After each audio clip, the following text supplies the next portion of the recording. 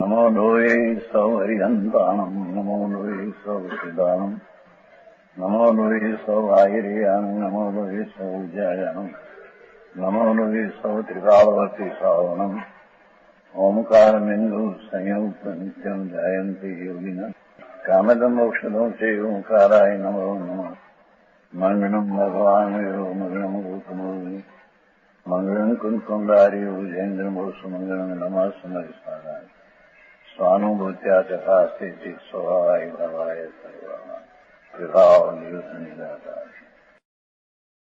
273 ગાથા. મોક્ષ સૂત્રનું સાધન તત્વ બે શબ્દ એમ વાપરે. મોક્ષ તત્વનું સાધન તત્વ.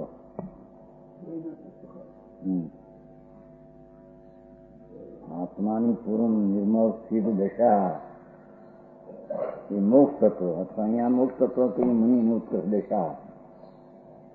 એનો ઉપાય શું? મોક્ષનો ઉપાય કહો, સાધન કહો, કારણ કહો, હેતુ તો અહીંયા આપણે જો શુદ્ધ ઉપયોગ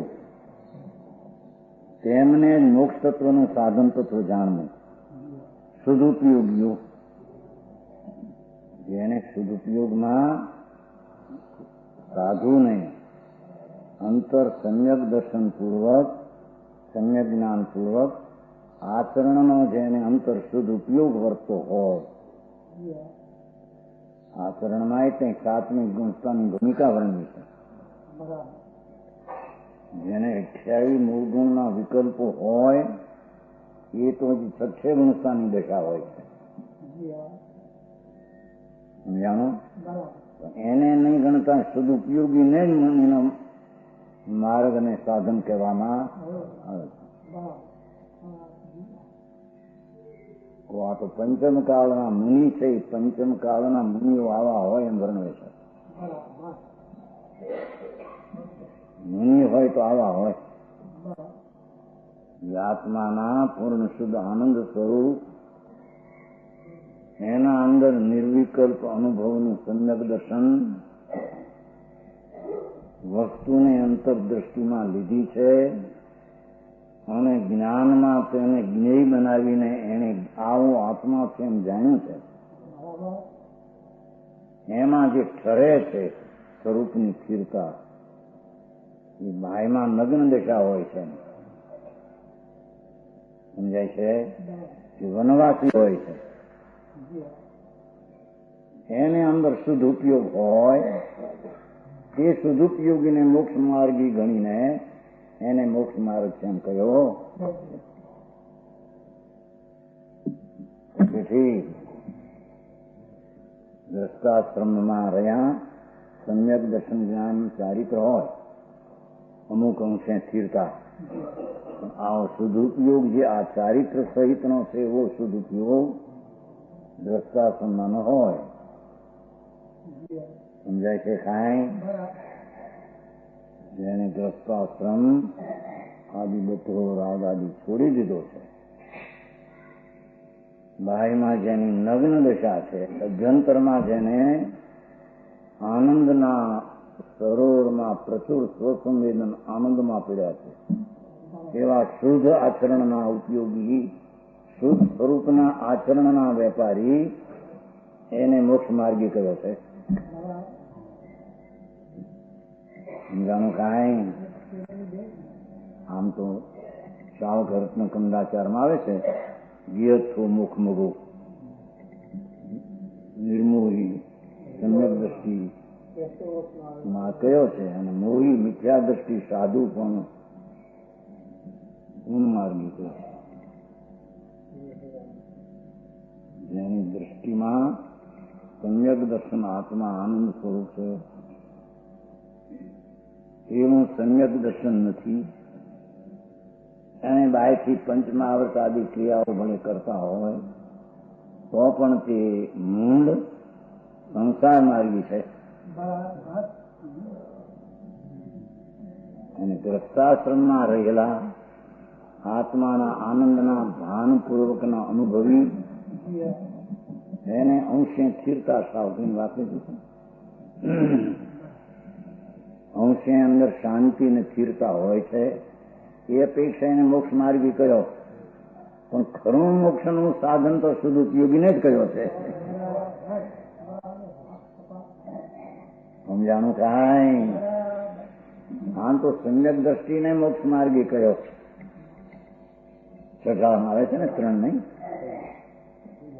એનો શિવ માર્ગી.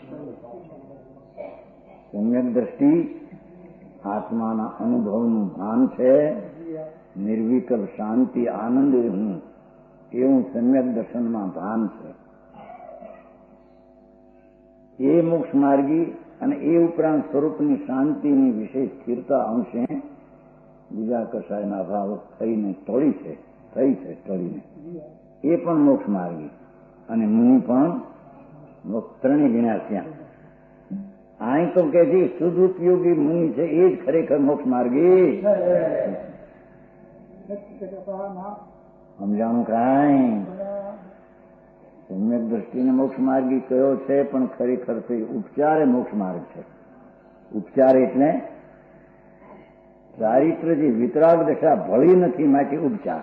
ઉપચાર એટલે સમ્યક દર્શન ને જ્ઞાન ઉપચાર ને વ્યવહાર છે એમ નથી. સમજાણું કાંઈ? સમ્યક દ્રષ્ટિ મોક્ષ માર્ગી છે, એને મોક્ષ માર્ગી કયો એ ઉપચારથી છે. ખરેખર સમ્યક દર્શન ને જ્ઞાન અંતર હોવા છતાં સ્વરૂપની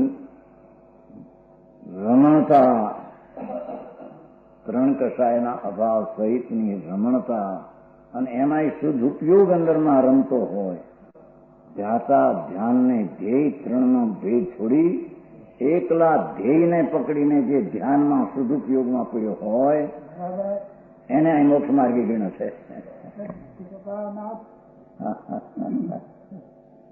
સમજાણું કાંઈ?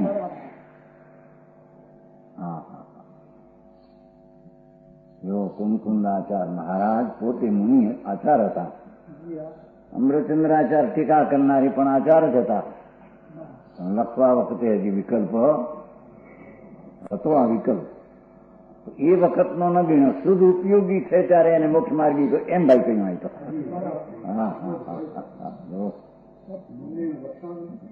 શુદ્ધ ઉપયોગ જ મુનિ પણ આનું લખે. મુનિ શુદ્ધ ઉપયોગને અંગીકાર કરે છે, 28 ગુણનો અંગીકાર કરે છે એમ નથી. એ પહેલી ગાથા મારી ગયું છે અને મોક્ષમાર્ગ પ્રકાશમાં ટોડલનું જે લીધું છે. મુનિ ગ્રસ્તાશ્રમ છોડીને શુદ્ધ ઉપયોગ અંગીકાર કરે. શુદ્ધ ઉપયોગ 28 ગુણ વિકલ્પ તો શુદ્ધ ભાવ છે એ નહીં. સમજાણું કાંઈ? વિતરાગ સર્વજ્ઞ કહેલો મોક્ષનો માર્ગ શુદ્ધ ઉપયોગ. ઉપયોગ તો પ્રકાર ફેર છે. 5 જ્ઞાન, 3 અજ્ઞાન અને 4 દર્શન, એ 12 ઉપયોગ કહેવાય છે. એ ઉપયોગ નહીં અહીં. એ તો જાણવા દેખવાના વેપાર રૂપ ઉપયોગ કહેવામાં આવે છે. અને અહીં તો શુભ, અશુભ ને શુદ્ધ એવો જે ઉપયોગ, શુભ અને અશુભ ઉપયોગ તે ચારિત્રની નબળાઈનો ઉપયોગ છે. આ શુદ્ધ ઉપયોગ તે ચારિત્રની ઉગ્રતાનો ઉપયોગ, ચારિત્રની ઉગ્રતાનો ઉપયોગ તેના મોક્ષનો માર્ગ કયો છે. સમજાણું કાંઈ? જે મુનિઓ વનવાસી હોય છે, સંતો એવા તો વનમાં નિર્જન વનમાં આનંદમાં પડ્યા હોય છે. સમજાણું કાંઈ? તો આ નમો લોહી સૌ સાવરણમાં આ બધા આવે કે નહીં? એમાં ક્યાં લખ્યું નમો લોહી સૌ સાવરણ? નમો લોહી સૌ સાવરણ. જેટલા સાધુ જગતમાં જૈન ના હોય, એમ ના હોય, અનુસંપ્રદાય ના હોય, એને છે હોય નહીં. એમ મારા આવું ઊંધું મારે કેટલા લખે છે ને, હમણાં લખ્યા આવ્યું છે. નમો લોહી સૌ સાવણમ, નમો લોહી સૌ આયરિયાણમ. જૈનમાં, અન્યમાં, સંપ્રદાયમાં જ્યાં જ્યાં આચાર્ય ઉપાધ્યાય સાધુ હોય, ઉપાધ્યાય તો હોય ને બીજે ક્યાં હતો, સાધુ હોય બધાને ગણવા પડશે કે અરે ભાઈ તને ખબર નથી બાપુ, આ તો સર્વજ્ઞ સ્વભાવી આત્મા જેણે સર્વજ્ઞ જોયો, સર્વજ્ઞ અનુભવ્યો, સર્વજ્ઞ પ્રગટ કર્યો એવો આત્મા જેને અંતરમાં સમ્યક દર્શનમાં ભાન આવ્યું છે એને સમ્યક જ્ઞાન સહિતની વિતરાગતા સદુપયોગની પ્રગતિ એને આ સાધુ કહેવામાં. કેવું કરે જીવન સંપ્રદાયના રહ્યા આવા અર્થ કરે છે. દિલ્હીમાં એ સુશીલ કુમારે હતા ને એ એવો જ કરે છે. નમો લોહી ત્યાં એમાં કહ્યું છે નમો લોહી જૈન સાહુ હે અરે પણ લખ્યા નથી કોણ, એનો અર્થ જ એ છે સાધુથી સાધુ પોતાનો પૂર્ણ આનંદ સ્વભાવ, પૂર્ણ સિદ્ધ સ્વભાવ જે પરમેશ્વરે કયો, વિતરાગે કયો એવો બીજે ક્યાંય હોઈ શકે નહીં. પરમેશ્વર સર્વજ્ઞ દેવે જે આત્મા અસંગ પ્રદેશી અનંત ગુણનું ધામ એવો જે આત્મા એ બીજે ક્યાંય હોઈ શકે એવા આત્માની અંદરમાં સમ્યક અનુભવની પ્રતીક, સમ્યક જ્ઞાન અને શુદ્ધ ઉપયોગ સમજાણું કાંઈ. એક પંથ છે નમો બધાને પગે લાગે, કૂતરાને લાગે ને શું કહેવાય જામનગરમાં છે ને હે વિનય કેવા ખીજડાપન છે એ પ્રણામ પ્રણામ પ્રણામ પ્રવર્જાય કહેવાય. બાબા મળે રસ્તામાં અમને પગે લાગે બધા કોણ બાવા કે પ્રણામ પ્રવર્જાય બધાને પગે લાગે, કૂતરાને લાગે ને બાવાને લાગે ને ગમે એવો જૈન સાધુ હોય. ભગવાન છે તો સ્વભાવે ભગવાન છે, પર્યાય ભગવાન એ તો એનો સ્વભાવ શક્તિ ભગવાન છે. પણ પ્રગટમાં સમ્યક દર્શન જ્ઞાન ચારિત્ર કર્યા વિના ભગવાનનો માર્ગ ક્યાં છે તેની પાસે સમજાણું કાંઈ. એ તો સર્વજ્ઞ પરમાત્માના માર્ગમાં જ એક હોય, બીજે હોઈ શકે. અહીં તો કે વસ્ત્રનો તાણોનો ધાગો હોય તો પણ એને મુનિ પણ હોઈ શકે નહીં. એ કેમ કે એટલો રાગ છે ત્યાં સત્સંગનું સ્થાન હોય નહીં. આવી વાત સર્વજ્ઞ વિતરાગ સિવાય બીજે હોય નહીં. એ માર્ગને અહીં કીધો શુદ્ધ ઉપયોગી. બીજા તો ઘણા કે એમને શુદ્ધ ઉપયોગમાં રમીએ છીએ, પણ શુદ્ધ કોને કેવી ની ખબર ન મળે નહીં. એવો શુદ્ધ ઉપયોગી વસ્ત્રવાળો હોઈ શકે નહીં. જૈનમાં વસ્ત્રવાળો પણ શુદ્ધ ઉપયોગી હોઈ શકે નહીં, થોડી બીજામાં ક્યાંથી આવ્યો? નગન તો ઘણા બાબા ફરે નગન થી એટલે શું થયું?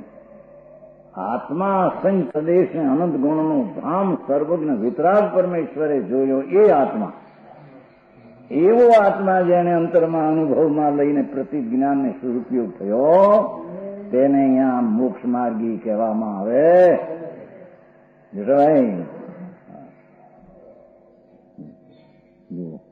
સદુપયોગ તેમને જ મોક્ષ તત્વનું સાધન તત્વ જાણવું.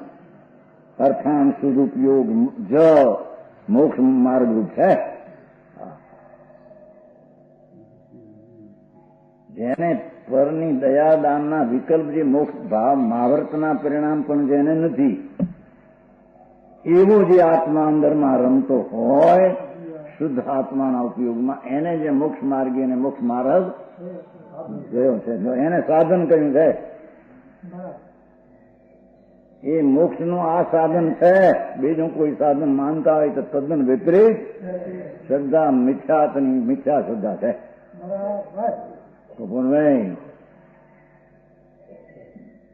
તેમને મોક્ષ તત્વનું સાધન તત્વ જાણવું અર્થાંતે શુદ્ધ ઉપયોગી જ મોક્ષ માર્ગ છે. કારણ તેઓ અનાદિ સંસારથી રચાયેલા જેવું હવે સિદ્ધ કરે છે કે આત્મા જ અનાદિ છે, એની શક્તિ અનાદિ છે, એની પર્યાય જેને પ્રગટ કરી છે નિર્મળ, પણ હજી પૂર્ણ નિર્મળ થઈ નથી. તેથી અનાદિ સંસારથી રચાયેલો જો હજી એની પાસે માર્ગ છે અનાદિ સંસારનો પડેલો છે એમ કે નવો નથી.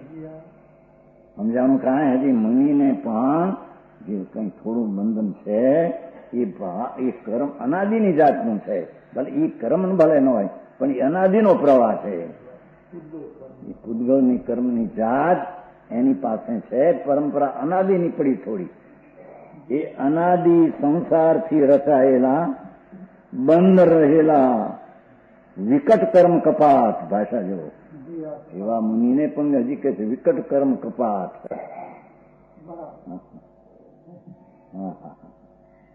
કાળા તોડી નાખે પણ કપાટ. અંતર સ્વરૂપમાં રમણતા કરતા, ભગવાન આત્મામાં લીનતા, આનંદમાં લીનતા કરતા અનાદિ સંસારથી રચાયેલા બંધ, જો પાછો પર્યાયમાં બિલકુલ બંધ ન જો આત્માને હોય એમ માનતા હોય એ પણ ખોટું તત્વ છે. અનાદિ પર્યાય અનાદિની શુદ્ધ પૂર્ણ છે એમ માને તો જૂઠા છે. અને દ્રવ્યગુણ શુદ્ધ નથી એમ માને એ પણ જૂઠા. દ્રવ્યને ગુણ શુદ્ધ છે, પર્યાયે અશુદ્ધતા પૂરી હતી. એને સમ્યક દર્શન જ્ઞાન ચારિત્ર દ્વારા અશુદ્ધતા ટાળી અને કેટલીક અશુદ્ધતા હજી રહી છે અને તેથી તેનું નિમિત્ત કર્મ પણ રહ્યું છે. આટલો અજીવનો સંયોગ, આટલી અશુદ્ધતા, શુદ્ધતાની પર્યાય પ્રગતિ, ગુણ દ્રવ્ય શુદ્ધ, આવી દશા બનશે. સમજાણું કાંઈ? એ સંસાર અનાદિથી રચાયેલા બંધ રહેલા વ્યાખ્યા કરી છે. એ સંસાર ઘટિત ઠીક રચાવવા બંધ રહેલા. પછી અર્થ બીજો કયો વિકટ કર્મ કપાટ. પાઠમાં છે જુઓ, વિકટ કર્મ કપાટ. એને નીચે છે કર્મરૂપી બારણા, કર્મરૂપી કમાડ. કપાટ છે ને, તોડવાના ખોલવાના અતિ ઉગ્ર પ્રયત્ન વળી નિમિત્તથી કથન કર્યું છે. એને કઈ તોડવાની દ્રષ્ટિ નથી. સ્વરૂપમાં સદુપયોગમાં રમણતા કરે છે. તેથી અનાદિના કર્મના કપાટ ત્યાં ખુલીને તૂટી જાય છે. એને તોડે છે એમ ત્યાં કહેવામાં. વિવેક કર્મ કપાટને તોડવાના ખોલવાના અતિ ઉગ્ર પ્રયત્ન વળી એને ખોલવું છે. કથન શું કરે પણ અહીંયા જળ કર્મ થોડું બાકી છે, એને ખોલવું છે, તોડવું છે. અરે અશુદ્ધતા થોડી છે એને ટાળવી છે. એમ અશુદ્ધતા આ છે ને ટાળવું એમ છે. પણ શુદ્ધ ભગવાન આત્માના આનંદમાં એટલો લીન છે કે જેને અશુદ્ધતા ઉત્પન્ન થતી નથી અને કર્મના જે પડ્યા છે ભાવ એમ તોડી કપાટ તોડી નાખે છે. એનો ઉગ્ર પ્રયત્ન અતિ આત્મામાં કરી રહ્યો એ ખોલવાના અતિ ઉગ્ર પ્રયત્ન વળી ભાષા છે ભાઈ. હા યાર કથન જુઓ ને અમરચંદભાઈ, બાપુ કયું નહીના કથન છે. એને લખ્યું કે જો કર્મને તોડવાનો પ્રયત્ન કરે છે. કર્મ તો જળ છે, જળની પડી આત્મા તોડી શકે છે. સમજાણું કાંઈ? લખાણ તો આ છે. જો અમરચંદ્રાચાર્યનું લખાણ કર્મ કપાટને તોડવાના ખોલવાના અતિ ઉત્તમ. તોડવાનો અર્થ ખોલવાનું કર્યું ને. વિઘટિત વિઘટન પ્રત્યે સાધન બરાબર. ખોલવાના એનો અર્થ એ કે શક્તિ ભગવાન આત્મા પૂર્ણ છે એ ઉપર દ્રષ્ટિના અનુભવ પડી ઉપયોગ છે.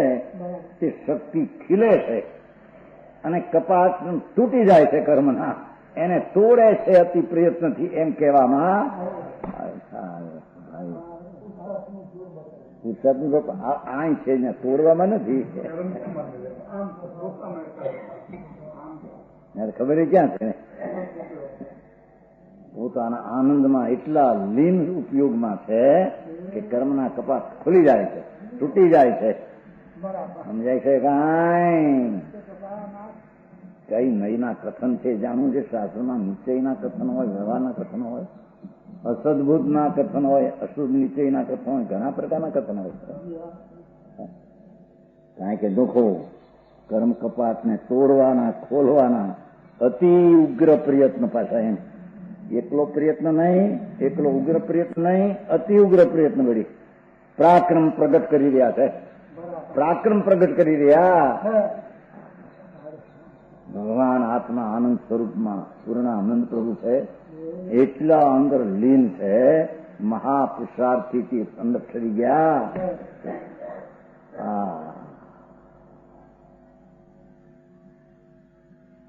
સમજાણું કાંઈ? જયારે જયારે જેને મોક્ષ માર્ગ પૂર્ણ થઈને કેવળ લીધું હોય ને આવું આવ્યા એના મુક્ત છે. સમજાણું કાંઈ? જેથી બાદ બંગલામાં રહેવા, ખાવા પીવામાં રહેવા, મોક્ષ નો માર્ગ થઈ જાય એમ કે ના, એમ નહીં થાય.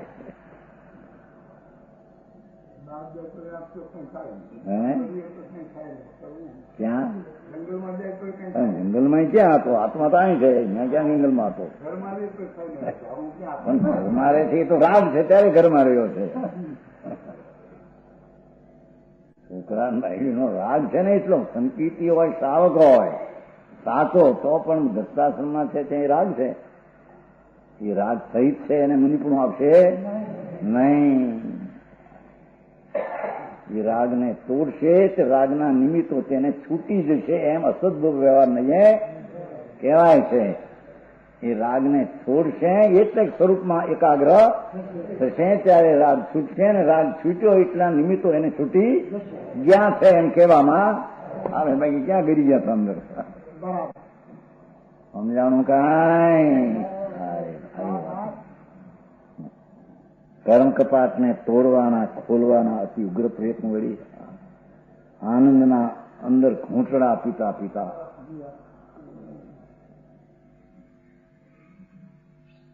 સમજાય છે. વનવાસી સંત છે, નગ્ન દશા દિગંબર છે, અંતરમાં ઉગ્ર પુરુષાર્થી આનંદના ઘૂંટડા પીવે. હા, એને અહીંયા સાધન તત્વ કહેવામાં.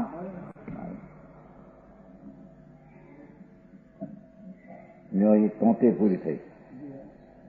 હવે મોક્ષ તત્વના સાધન તત્વને એટલે સદુપયોગીને સર્વ મનોરથના સ્થાન તરીકે અભિનંદે છે. મનોરથ બધા છોડીને સદુપયોગીનો મનોરથ કરવો એ કરવા જેવો એમ કે છે. નિમિત્તના ભાયામાં નિમિત્તનો મનોરથ છોડી દે, આ શુભ રાગ નો છોડી દે, આ છોડ કરવા જેવો એમ કે છે.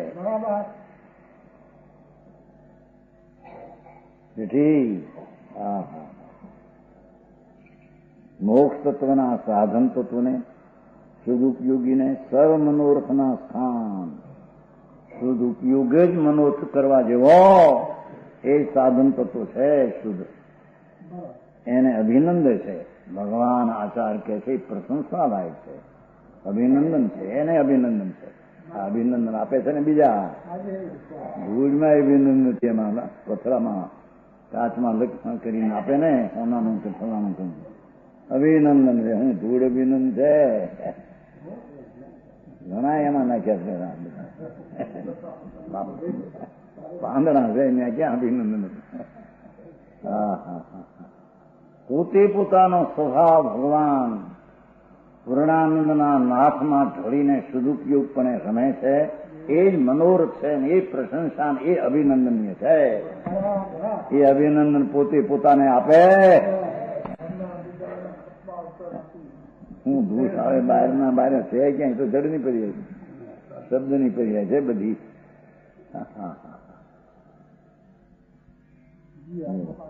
ચમો છે. શુદ્ધ સ સામનમ ભણ્યમ શુદ્ધ સદંસનમ શુદ્ધ સય નિવાણમ સોચી સીધું નમોત. રે શુદ્ધ ને સામણ ભાખ્યું જ્ઞાન દર્શન શુદ્ધ ને છે, શુદ્ધ ને નિર્વાણ શુદ્ધ સીધ પૂર્ણમૂર્તિ. અને નમો તો છે ને આચાર્ય મહારાજ પણ પ્રમોદના આનંદની લહેરમાં આવતા. તે બધા વિકલ્પ ત્યાં પણ ભગવાન તારા આવા માર્ગમાં જે રમે છે એ સદુપયોગીને મારો નમસ્કાર છે. એ પોતે પોતાને નમસ્કાર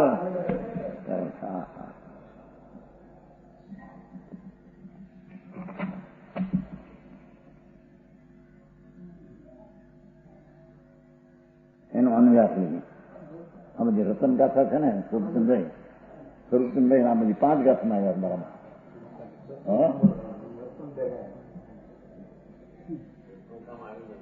ટૂંકામાં આવી જાય. 12 અંગ 14 પૂર્વનું આ 5 રતન છે એમાં બધું છે.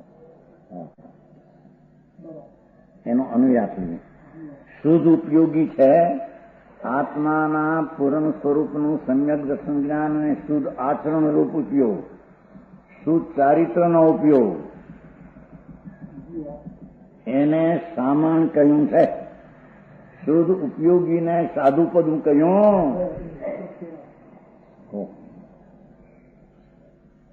એકનું નગ્નપણું છે, 6 મૂળગુણ છે મારે સાધુપણું એમ નહીં. એ તો બાહ્ય વસ્તુ છે. થઈ જાય ખરી, હોય ખરી. શુદ્ધ ઉપયોગી હોય અને માટે વસ્ત્ર પડ્યા હોય, રાખ્યા હોય, ખૂબ નાખી જાય એ પ્રશ્ન છે.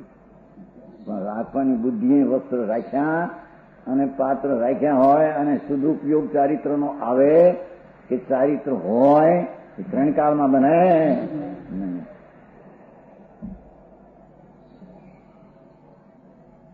સમજાણું? આ બધું આસન લાગે આ સંપ્રદાયનો. તમારા સંપ્રદાયને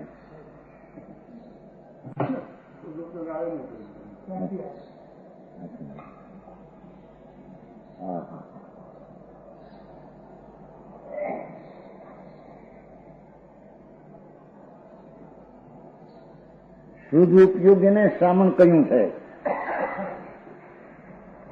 ઓઘો આ તો નગ્નપણું મૂર્તિથી સાધુપણું છે. ભગવાન કહે છે કે તારા સ્વરૂપમાં રમણતાનો શુદ્ધ ઉપયોગ હોય એને મેં સાધુપદ કહીએ. પૂનમચંદજી ક્યાં બરાબર આ દુનિયા મેળવી તે કહેતા ઓલો કે મોપતિ અમારે કહેતા મૂર્તિ થાય એ ગઈ એ તો બહુ એને તરીકે નહીં મળું સમજાય ખરો મોટા સ્થાની છે. ધીરુભાઈ જોયેલ ને મોપતિ રાખે આ સાધુ પણ બાપુ આ મોપતિ એમ કહેતા આ ધીરાભાઈ સાધુ ઓઘો દિગંબર સાધુ મોરપી છે કમલ હા કે ભગવાન. અહીં તો પરમાત્મા કહે છે, પરમેશ્વર અને સંત પોતે કહે છે. હા હા હા પહેલેથી કહ્યું છે ને આ મુનિ માર્ગનો અનુભવ છે પ્રણેતાને ઉભા એવો મુનિ માર્ગ છે અમારે વર્તે છે એ અમે તમને એમ વાત કરે છે. ભગવાને કહ્યું છે માટે એમ નહીં અમને વર્તે ને મેં તને કહ્યું છું. હા હા હા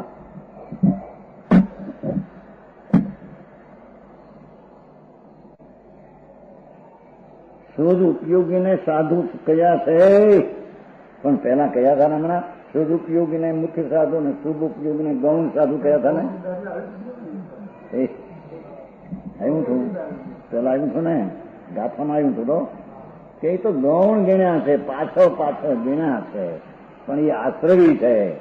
હા હા હા સમ્યક દર્શન જ્ઞાન ચારિત્રના 3 કસાયના ભાવના ભાવ હોવા છતાં 26 મૂળગુણ ને પંચમાવર્તનો વિકલ્પ વર્તે છે માટે શાસ્ત્રવી છે. હા હા હા હા સમજાણું કાંઈ? આ નિરાશ્રવી સાધુ મુખ્યને અહીંયા ગણવામાં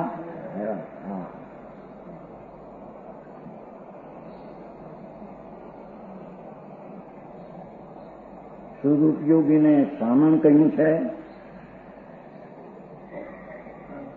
મુનિપણું કહ્યું છે અને શુદ્ધને દર્શનને જ્ઞાન કહ્યું છે. એ શુદ્ધ ઉપયોગી આત્માના અંદર રમે તેને કેવળ જ્ઞાન કેવળ દર્શન થાય, બાકી બીજાને થાય.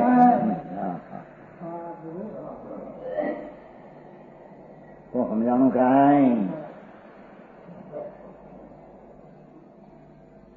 શુદ્ધ ઉપયોગી આત્માના શુદ્ધ આચરણમાં રમતો ભગવાન આત્માની જે શુદ્ધ શક્તિ છે એવી પર્યાયમાં પ્રગટ કરીને શુદ્ધમાં રમતો આત્મામાં આનંદ આનંદના ઉછાળામાં અતિન્દ્રિય આનંદને વેદતો અનુભવતો એને કેવળ જ્ઞાન કેવળ સંથાય. સમજાણું કાંઈ? થોડો યજ્ઞ કુમાર નાચતો તો ત્યાં કેવું જ્ઞાન થઈ ગયું આવે છે ને કથામાં. શ્વેતાંબરમાં કથા આવે છે, નચડી દેખીને શું મોઈ રહ્યો, નાચતો તો મોટો અબજોપતિનો દીકરો હતો, નટડી રૂપાળી હતી એમાં મોયો. નટકે પણ નટનો ખેલ સારો બતાવી અને રાજાને પસંદ કરતો પરણાવું નહીં તો પરણાવું નહીં. નાચવા ગયો ત્યાં રૂપાળી નટડીને રાજા મોયેલો, એટલે એવો ગમે એવો નાચ કરે તો પાસ ન કરે. હવે કરવું શું? એવો ખેલ કરે, એવો ખેલ. સાવકનો દીકરો, ગ્રસ્તનો દીકરો મોટો જનાજ, નકલી રૂપાણી પણ. એમાં એને વિચાર આવ્યો કે આહા, એક મુનિ, એક કથા થઈ, એક મુનિ ભિક્ષા લેતા હતા ત્યાં કોઈને કે નાચતો ઉપર નજર પડી ત્યાં, અને બાય જવાન 20 વર્ષની માં ખૂટી અને મુનિને આર આપે છે. મુનિ ઊંચું નજર કરતા નથી, ઊંચી નજર કરતા. હા, એનામાં લીન આમ હાથે જોવે છે. ધન્ય અવતાર તારા. આ હું નચડીમાં મોયો તો ને આ પદમની જેવી સ્ત્રીની સામું જોતો નથી. કે છે કે વિચાર કરતા દોરા ઉપર કેવળ જ્ઞાન થઈ ગયું. એ વાત સાચી છે. નાચતાથી કેવળ ખાતા છે. નાચતા સમજते हैं, नाच करते केवल ज्ञान हो गया है. अरे भाई અહીં તો અંતર આનંદ, ત્યાં તો હજી વસ્ત્ર હોય બધા મૂક્યા હોય એટલે ત્યાં ક્યાં અંતરના આનંદમાં જામી ગયો, ભીમ થઈ ગયો હોય અંદર. આસન થંભી ગયો હોય, અંદરમાં લીનતા વર્તી હોય, આનંદમાં ઉગ્રતા. એવાને કેવળ જ્ઞાન થાય. નાચને નાચતા નાચતા કેવળ જ્ઞાન થાય. એ બધા ગપ્પા માર્યા. સમજાય છે કાંઈ? ભાઈ હાથીને ઓદે થઈ ગયો કેવું જ્ઞાન. લો મરુદેવી માતાના હાથીને ઓદે કેવડો. ઋષભદેવ ભગવાન જોવા ગયા. હા હા હા, મારો દીકરો દુઃખી છે એમ મને લાગે. આ તો કેટલા દેવો ના આવે છે. એમાંથી આંખના પડલ ખુલી ગયા.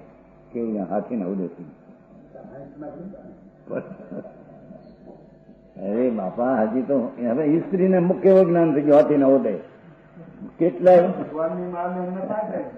હવે ભગવાનની માં કીધી હતી તો એનો આત્મા જુદો, એનો આત્મા જુદો, જુદી જુદી આત્મા છે. હા, એક જણો કહેતા, એક જણ કહેતા હમણાં નહીં, ધીરુભાઈ છે કે નહીં? ગયા ધીરુભાઈ ગયા માસ્તર ઉગામેડી તો બપોરે હતા. ધીરુભાઈ કહેતા હતા કે તમારા કુટુંબી છે, ધર્મનું કઈ ભાન પણ કે ભાઈ અમારા હાથ પેટીમાં છે, અમે કરી દઈશું, અમારે ચિંતા નથી. હવે મારા પાક્યા છે મારે એ ઉગામેડીનો છે ને કુટુંબી છે ત્યાં ભાઈ છે ને ધીરુભાઈ, આ બધુભાઈમાં જમાય હમણાં હતા સવારે હતા. એ કઈ લોકો એમ કે નાની કુટુંબી હાથ પેઢીમાં જો અમે આવીશું ને તો અમે મારા કરી દઈશું. મારા પાક્યા છે અમારા કુટુંબમાં. હવે એમાં હું એમ કોકને લઈને કરતા છીએ.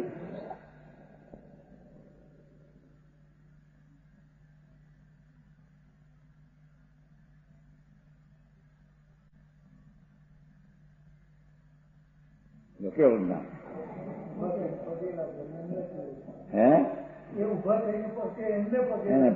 એને કેવું છે? મારે કેવું જ્ઞાન થાય છે? એ સાંભળી છે કે નહીં વાત આવી? જૂના માણસ સાંભળ્યું છે નહીં ઘણું. હા હા હા, અરે બાપુ કેવો જ્ઞાનથી શું ચીજ છે ભાઈ. એક સમયમાં 3 કાળ 3 લોકનું જ્ઞાન આમ પ્રકટ થઈ જાય. હા હા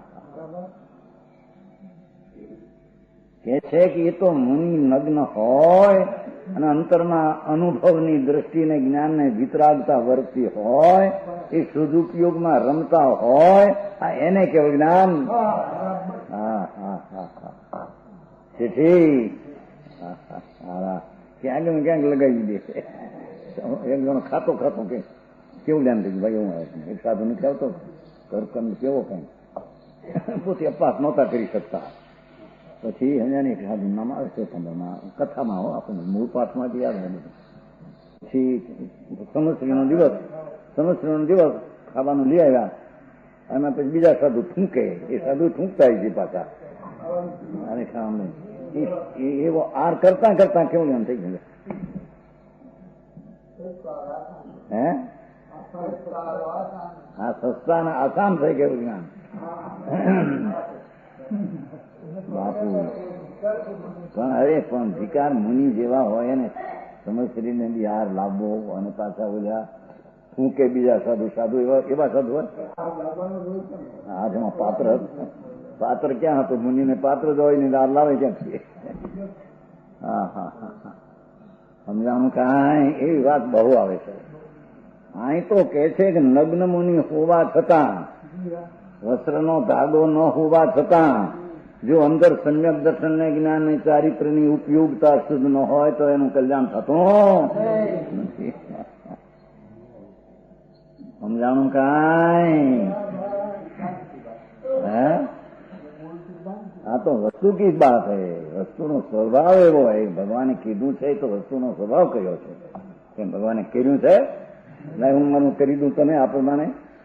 એ હું જાણ્યું છે. હું કહ્યું બાપા, જેને આત્મા અંતરમાં બાય નગ્ન દશા જ હોય એને દિગંબર દશા, એવો અંતરમાં રમતો હોય, આનંદના કેલી કરતો હોય, એવા સદુપયોગને કેવું જ્ઞાન કેવું દર્શન હા બીજાને થાય.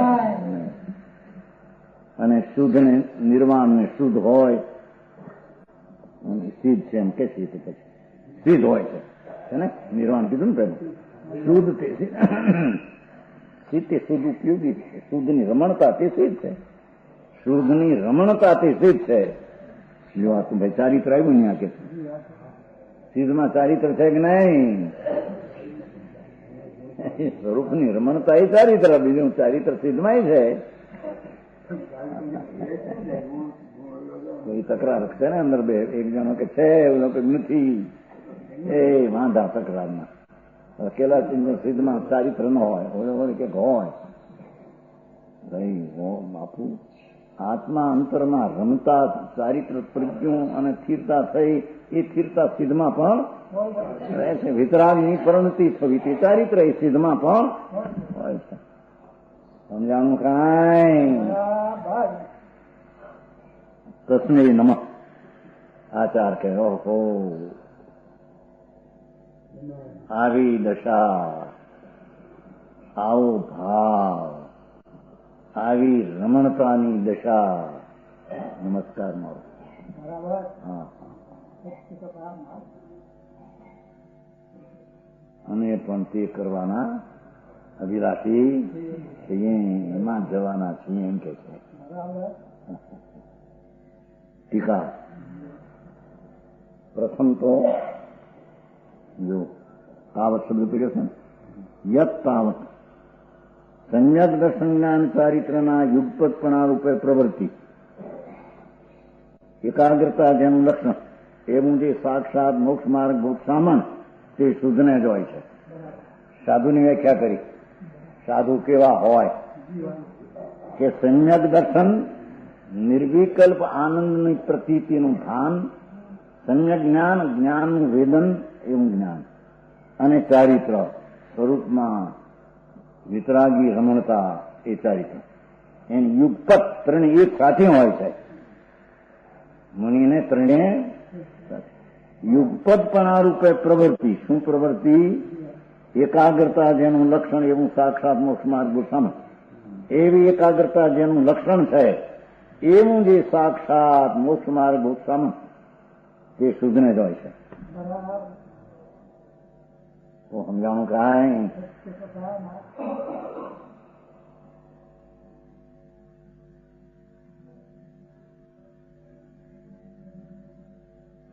સાધુ પણ હોવા છતાં, સમ્યક દર્શન જ્ઞાન ચારિત હોવા છતાં 28મો ગુણના વિકલ્પ વર્તા હોય તેને પણ કેવું જ્ઞાન થાય નહીં. સાવકને સંકિતિની વાત શું કરવી? મિથ્યા દ્રષ્ટિ છે એને તો હતું જ ક્યાં કાંઈ. સમજાણું કાંઈ? જેને વિકલ્પથી લાભ થાય એવા માનનારા તો મિથ્યા દ્રષ્ટિ છે. પંચમા આવર્તના વિકલ્પ આદિથી મને લાભ થાય તો મિથ્યા દ્રષ્ટિ, એને તો કાંઈ અંશે વ્યવહારે નથી, નિશ્ચય. સમજાણું કાંઈ?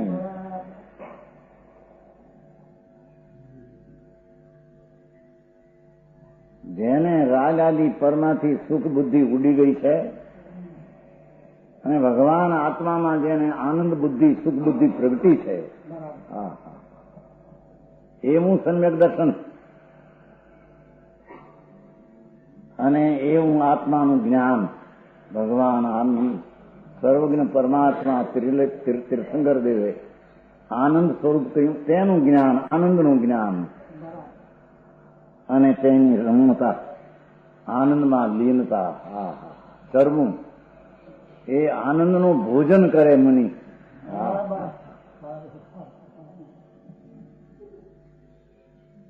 તેથી એ આનંદના ભોજન કરનારા મુનિ શુદ્ધ ઉપયોગીને કેવળ સાધુ પણ કહેવામાં.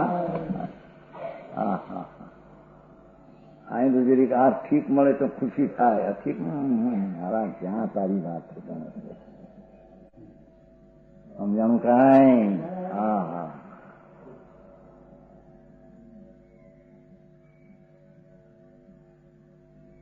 કે છે એવી દશા ત્રણની એકાગ્રતા, એ જેનું લક્ષણ એવું જે સાક્ષાત મોક્ષ માર્ગભૂત સામન, સાક્ષાત સાધુપણું તે શુદ્ધ ઉપયોગીને જ હોય છે.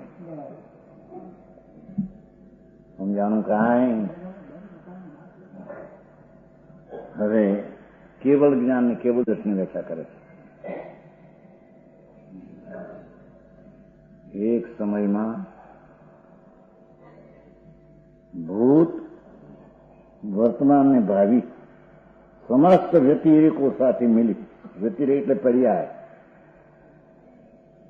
સમસ્ત ભૂતની પર્યાયો અનંતી દ્રવ્યની, વર્તમાનની અનંતી અનંતા ગુણની અને ભાવિની અનંતી વ્યતિરેકો એટલે પર્યાયો સાથે મિશ્રિત અનંત વસ્તુઓના અન્વયાત્મક જે વિશ્વ, અનંત પદાર્થના સાથે તે આ પર્યાય સાથે રહેતું અનંત વસ્તુનું અન્વય સંબંધવાળું સ્વરૂપ જે વિશ્વ, તેના સામાન્યના અને વિશેષના પ્રત્યક્ષ પ્રતિભા સ્વરૂપ, એવું જે ત્રણ કાળ ત્રણ લોકના દ્રવગુણ પર્યાય, એ પર્યાયો અન્વય દ્રવગુણ સહિત ત્રણે થઈ ગયા. જેના દર્શનમાં અને જ્ઞાનમાં ત્રણ કાળ ત્રણ લોકને હસ્તામણની પેઠે દર્શનથી દેખે છે અને જ્ઞાનથી પ્રત્યક્ષ પ્રતિભાસ થાય છે, એવું દર્શન ને જ્ઞાન શુદ્ધ ઉપયોગીને હોય છે. સમજા?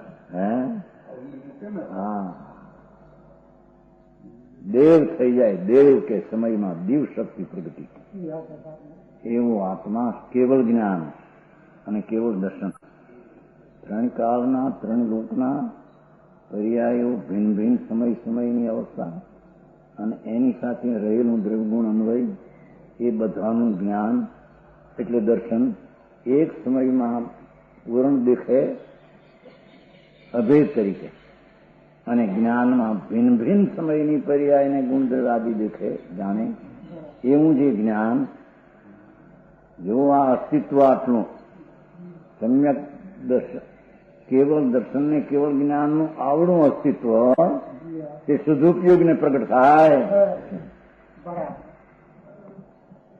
સમજાણું કાંઈ છે કે નહીં એમાં?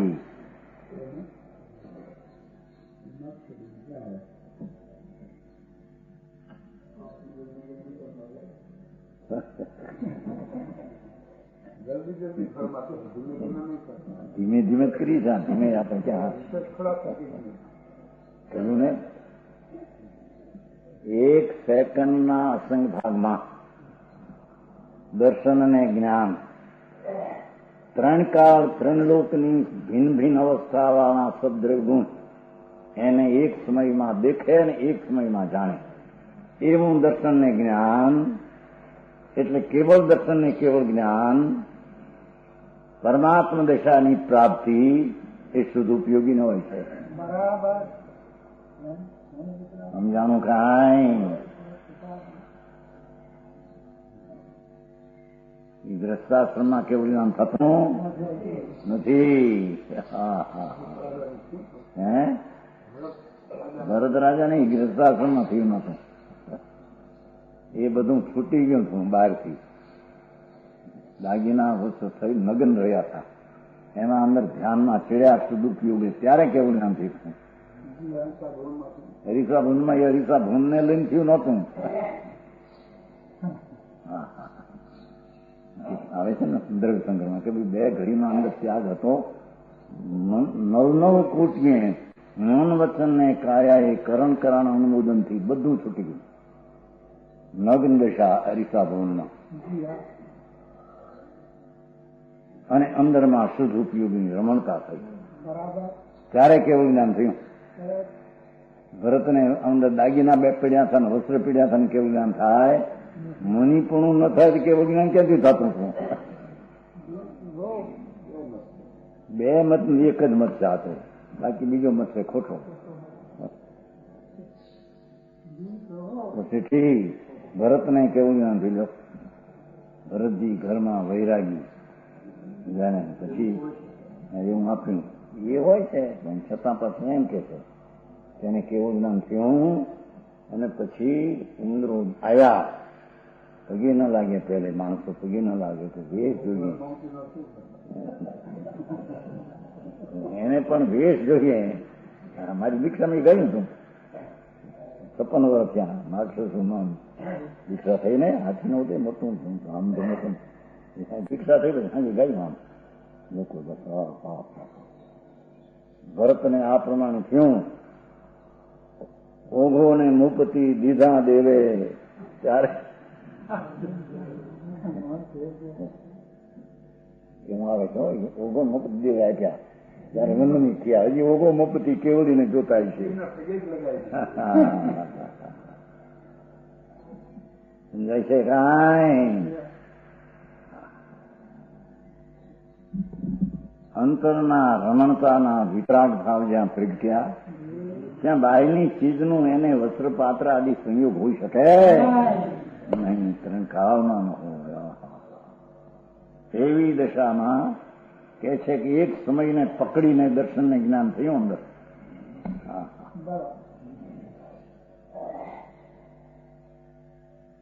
સાચો મુનિ હોય પણ હજી 6 મૂળના વિકલ્પમાં વર્તો હોય એને કેવું ન થાય. તો ખોટા મુનિને તો સમ્યક દર્શન ન થાય.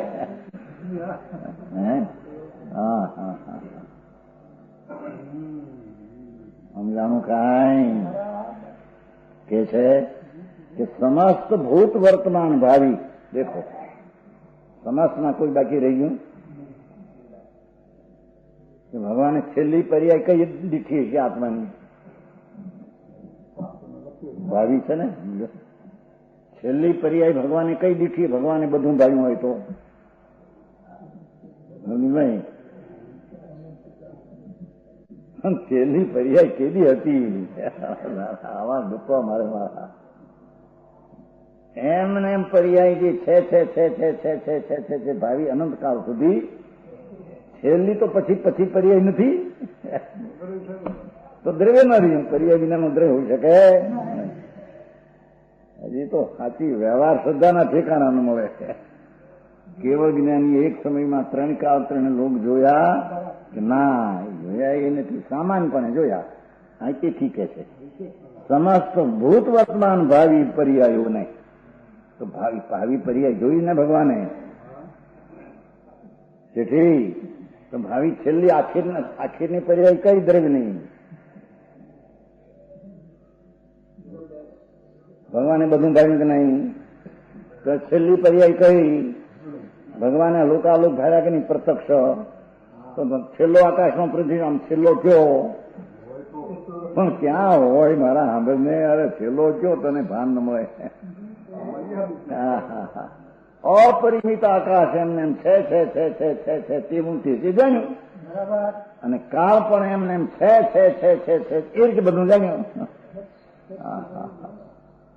હજી તો કેવળ દર્શન ને કેવળ જ્ઞાનના શ્રદ્ધાના ઠેકાણા ન મળે ને એનું સંકેત ક્યાંથી આવ્યું? સમજાણું કાંઈ? એ તર્ક બહુ છે લોકો ત્યારે એવા તર્ક લાવે છે ને. આવ્યું છે ને બોલો ને પેલા સમજણ હતો એમ કે આ ક્રમબદ્ધ ને ના પાડવા તો સર્વજ્ઞ ઉડાવવામાં આવે કે કાલે જૈન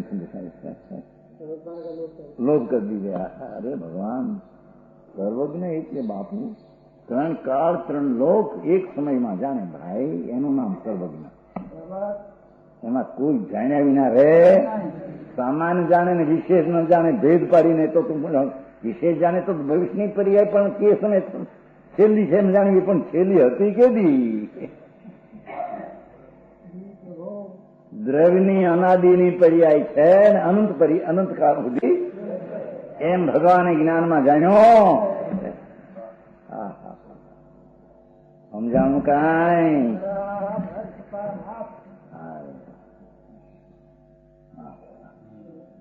મૂળ દેવની શ્રદ્ધાના ઠેકાણા નંબર હે. અહીં તો કે છે સમસ્ત કીધું છે ને, ભાવિની સમસ્ત પર્યાય, ભૂતની સમસ્ત પર્યાય, વર્તમાન સમસ્ત પર્યાય, ત્રણેય જાણે કે નહીં? કે કઈ ન જાણે રહી જાય એને તો કેટલી એમ કે પણ જો જાણે તો કહી દે ને મારી છેલ્લી પર્યાય પેલા ભવની. પણ છેલ્લું કીધી હોય સાંભળને મારા આ શું કહે છે?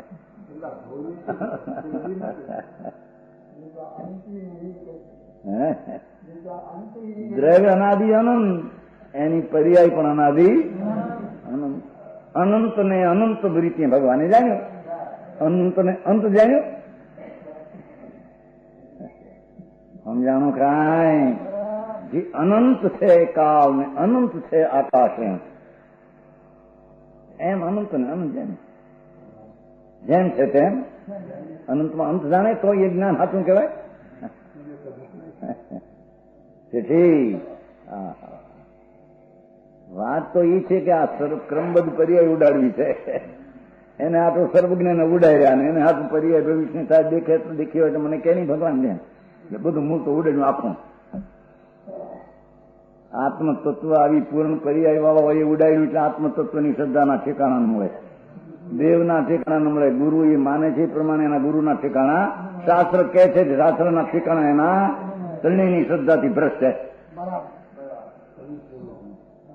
સમજાણું કાંઈ?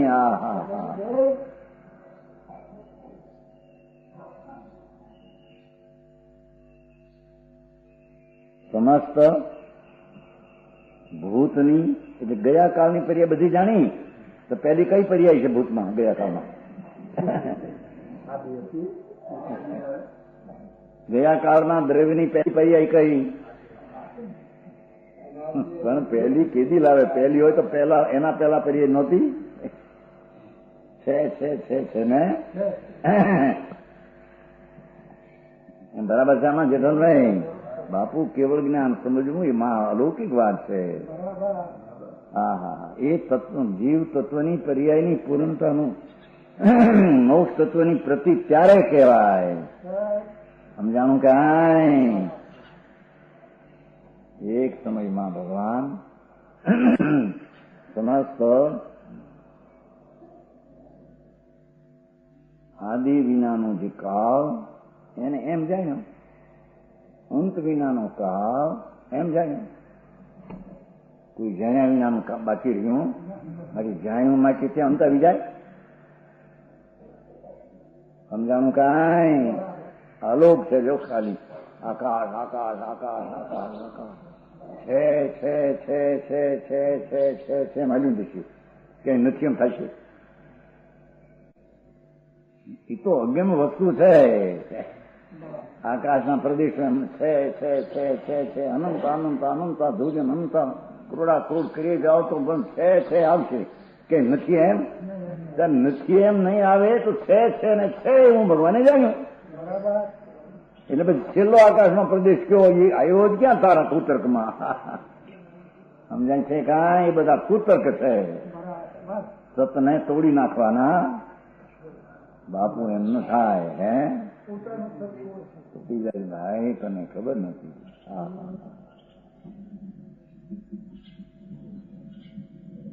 અહીં તો આચાર કે પાસમાત્મો લીધો સ્પષ્ટ કર્યું આચાર મહારાજે. અમૃતચંદ્ર આચાર જો દિગંબર મુનિ હતા, સંત હતા. એ કહે છે કે અમને અમારા કેવળ જ્ઞાન કેવું થશે, એમાં કેવું જણાય છે એનું અમને સદુપયોગથી પ્રાપ્ત થશે એવી અમને પહેલેથી પ્રતીત છે. સમજાણું કાંઈ. સમસ્ત ગયા કાળની પર્યાયો વ્યતિ રહ્યો કે પર્યાયો અન્વય એટલે દ્રવ્યને અને વર્તમાન બધી અનંતી પર્યાયો અનંતા ગુણની છે ને અવસ્થાઓ અને ભાવિ અનંતી પર્યાયો એની સાથે મિલિત અનંત વસ્તુઓના અન્વય વસ્તુ એની સાથે સંબંધવાળી છે. વિશેષ સામાન સાથે સંબંધવાળી છે એમ કે છે. એવા જે વિશ્વ તેના સામાન્યના અને વિશેષના પ્રત્યક્ષ પ્રતિભાવ સ્વરૂપ ભગવાનના જ્ઞાનમાં દર્શનમાં પ્રત્યક્ષ બધું જણાય.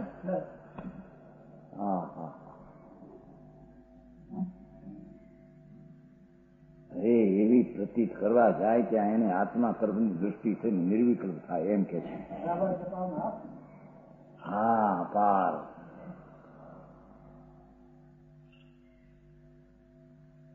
જો જાણીએ રમતમ દવત ગુણ અજય ભગવાનના દેવગુણને પર્યાય જાણે એ આત્મા તરફ ઢળીને સમ્યક એને થાય અને મોટેલા વિના રહે નહીં. સમજાણું કાંઈ. 80 મેં કાથમાં આવી છે. જો જાણીએ રમતમ દવત ગુણ પછી તો જાણીએ પાણું મોહ ખળું જાય તસ લયમ મિથ્યા તેનો નાશ થાય. આ રીતે પણ કેવળ જ્ઞાનની કેવળ દર્શનની પર્યાય બધાને વિશેષ સમાનને એક સમય જાણે એવો ભાવ તે શુદ્ધોપયોગને પ્રગટ થાય છે. બીજાને થતો વિશેષ